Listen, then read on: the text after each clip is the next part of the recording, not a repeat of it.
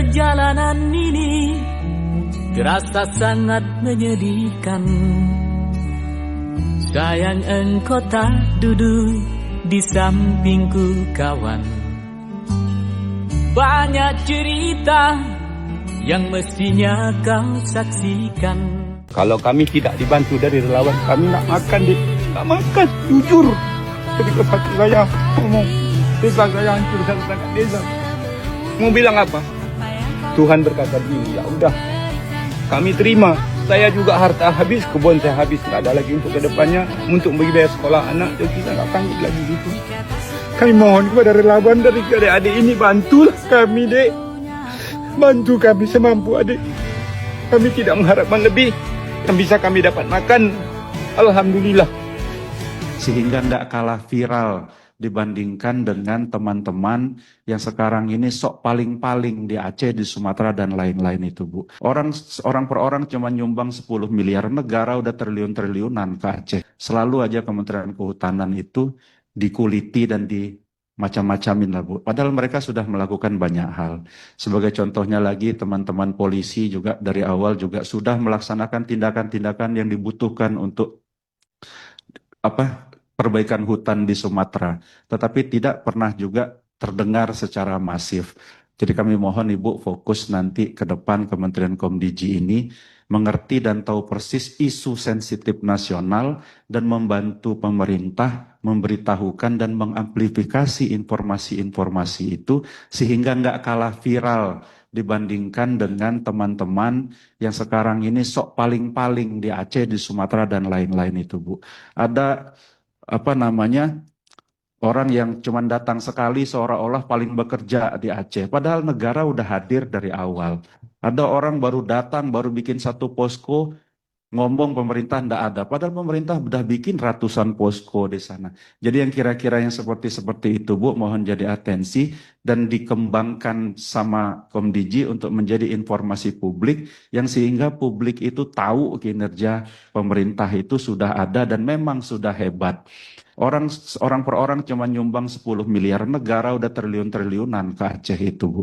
Jadi yang kayak gitu mohon dijadikan perhatian sehingga ke depan tidak ada lagi informasi yang seolah-olah negara tidak hadir di mana-mana. Padahal negara sudah hadir sejak awal di dalam penanggulangan bencana. Saya ditelepon banyak pimpinan kepala negara yang ingin kirim bantuan. Saya bilang terima kasih. Concern Anda, kami mampu. Indonesia mampu mengatasi ini. Ya. Ada yang teriak-teriak ingin ini dinyatakan bencana nasional. Kita sudah kerahkan, ini 3 provinsi dari 38 provinsi. Jadi situasi terkendali, saya monitor terus, ya, dan kita sudah merencanakan segera akan kita bentuk, apakah kita namakan badan atau satgas rehabilitasi dan rekonstruksi.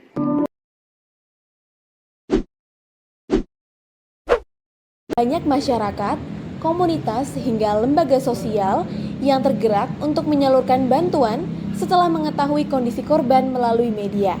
Media memberi ruang bagi korban untuk bersuara. Melalui liputan langsung dan feature human interest, korban tidak lagi dipandang sebagai angka statistik, melainkan sebagai manusia yang memiliki cerita, merasakan kehilangan, dan juga memiliki harapan. Suara korban membantu publik memahami dampak banjir secara nyata, baik secara fisik, ekonomi, maupun psikologis. Peran media tidak berhenti pada empati. Media juga menjalankan fungsi kontrol pemerintah. Peran media tidak berhenti pada empati saja. Media juga menjalankan fungsi kontrol sosial untuk mengawasi respon pemerintah dan lembaga terkait. Media mempertanyakan kecepatan penanganan, transparansi distribusi bantuan, serta kesiapan mitigasi bencana. Kritik yang disampaikan melalui pemberitaan menjadi tekanan publik agar kebijakan berjalan lebih responsif dan berpihak pada korban. Di era digital, media dan media sosial menjadi kekuatan baru dalam merespon bencana. Informasi dari warga melalui foto, video, dan laporan langsung membantu media menjangkau wilayah yang sulit diakses. Di tengah banjir dan keterbatasan, Media hadir sebagai penyampai informasi, penggerak solidaritas, dan penjaga kepentingan publik. Ketika dijalankan dengan empati dan tanggung jawab, media menjadi bagian penting dalam membantu korban untuk bangkit dari bencana. Pemerintah Indonesia di bawah pimpinan Presiden Prabowo Subianto menegaskan tidak akan menerima jalur bantuan apapun dari pihak asing untuk menangani bencana yang terjadi di Aceh, Sumatera Utara, dan Sumatera Barat. Hal ini sebenarnya bisa menjadi salah satu titik poin untuk rakyat Indonesia bisa berpikir optimis bahwa ternyata kita bisa menangani bencana kita sendiri. Rakyat kita bisa mengumpulkan banyak dana, banyak bantuan dari seluruh negeri untuk membantu saudara-saudara kita yang terdampak bencana alam. Tapi di sisi lain, hal ini menjadi kontra dan konflik yang terjadi antara pemerintah dengan masyarakat. Di sisi lain, keputusan tersebut dinilai menjadi keputusan yang buruk karena mengorbankan rakyat sendiri untuk kepentingan image atau reputasi dari negara Indonesia. Banyak pihak yang menilai bahwa keserakahan pemerintah ini menjadi salah satu bencana di atas bencana yang terjadi di Indonesia. Saya sebagai mahasiswa memandang ini sebagai salah satu hal yang sangat disesali karena ketika kita menolak bencana, kita menolak bantuan dari pihak lain yang ingin membantu. Tentunya hal ini menjadi salah satu hal yang baik yang harus kita terima.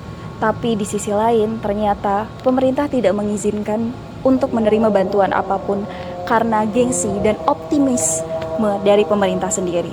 Hal itu menjadi salah satu konflik terbesar antara masyarakat Indonesia dengan pemerintah sendiri. Saya sebagai mahasiswa memandang ini sebagai konflik yang sebenarnya bisa diselesaikan. Namun, di balik itu, ada hikmah yang perlu diambil, bahwa bencana yang terjadi di Indonesia, bencana yang terjadi menimpa saudara-saudara kita, itu dikarenakan ulah kita sendiri sebagai manusia yang serakah akan kepemimpinan dan kekuasaan. Namun, akankah konflik ini terus berlanjut? Saya berharap bahwa konflik ini bisa menjadi salah satu turning point dari bangsa Indonesia untuk bisa kembali melihat apakah kekuasaan tersebut sudah digunakan dengan benar dan apakah kekuasaan tersebut digunakan untuk masyarakat Indonesia sendiri atau untuk pemerintah. Oke, baik. Di sini saya sebagai mahasiswa menanggapi perihal aksi galangan donasi yang dilakukan oleh Ferry Irwandi dengan total perolehan 10 miliar.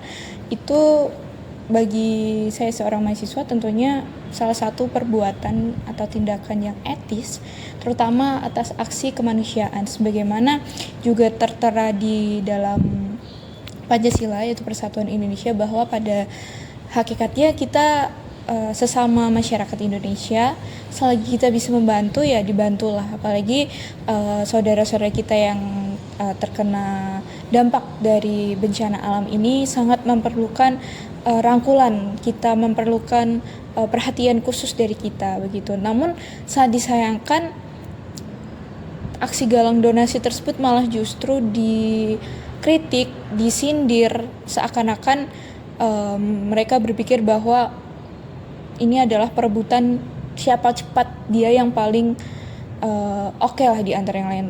Dan itu merupakan salah satu konsep pemikiran yang salah, terutama yang mengkritik itu adalah seorang anggota dewan begitu, yang menurut saya ya kurang etis saja ketika yang seharusnya mereka mulai bertindak, beraksi secara nyata, namun malah mengkritik tanpa ada tindakan sama sekali.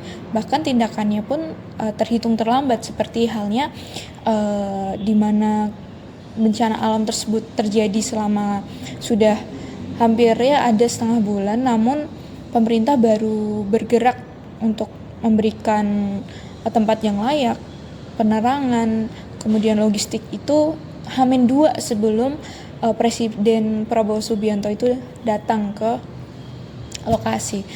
Dan juga menurut saya ini tidak bisa disamaratakan dengan kebijakan pemerintah yang mana mengharuskan ketika ada galang donasi harus melalui mereka, harus melalui surat perizinan.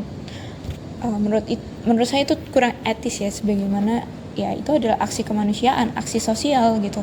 Dan sebetulnya masyarakat juga pemerintah ini memiliki dua ranah yang berbeda. Artinya bahwa pemerintah ini ya kewajibannya adalah untuk menyejahterakan masyarakat, terus mengatasi krisis yang terjadi yang tidak diinginkan, contohnya adalah bencana alam gitu. Dan ketika ya mungkin sudah dijelaskan oleh rekan saya tadi bahwa mengapa kita harus menolak bantuan internasional gitu, apakah karena gengsi atau ada hal yang ditutupi di balik hal tersebut. Dan kita sebagai masyarakat ya kewajibannya adalah saling membantu gitu, mengutamakan moral dan etika gitu. Jadi ketika kerangka berpikirnya salah, yang orientasinya pada perlombaan siapa cepat, perlombaan siapa yang paling banyak, itu salah satu bentuk pola pikir yang harus dirubah begitu ya. Karena 10 miliar itu bagi negara tentu saja bukanlah angka yang kecil, bukanlah angka yang besar. Jadi ya selayaknya, seharusnya pemerintah ini mulai tanggap, mulai peka terhadap apa yang dibutuhkan oleh masyarakat gitu. Jangan hanya pencitraan saja yang terjadi begitu, karena dari konteks ini muncul konflik-konflik antar masyarakat di mana mungkin bisa dilihat dalam video ada yang influencer membagikan sembako tuh masyarakatnya malah berebut, kemudian menggunakan benda yang bisa melukai, dan itu merupakan salah satu pemicu konflik. Sehingga di sini resolusi konflik yang dapat disarankan adalah yaitu tadi solidaritas antar masyarakat, karena dengan solidaritas itu mampu mempersatukan kembali masyarakat, mencegah konflik yang nantinya akan terjadi begitu. Jadi ketika ada aksi galang donasi yang dilakukan oleh Bung Ferry Irwandi ini, yaitu merupakan salah satu tindakan untuk mencegah dan juga sebagai bagian dari resolusi konflik tersebut. Dan menurut saya ya sebaiknya pemerintah mulai untuk aware terkait hal ini, bahwa masyarakat sudah bergerak, artinya ya balik lagi bahwa kewajiban pemerintah adalah untuk menyejahterakan, untuk menangani krisis negara dan lupakan gengsi. Utamakan kebutuhan masyarakat. Jangan mungkin berorientasi pada profit atau ekonomi, itu memang penting, tetapi perlu dilihat lebih dalam bahwa pada dasarnya memang sumber daya manusia, sumber daya alam di Indonesia ini tuh sangat beragam, sangat mencukupi gitu. Namun jika dieksploitasi terus-menerus ya hasilnya seperti ini, bencana alam. Begitu.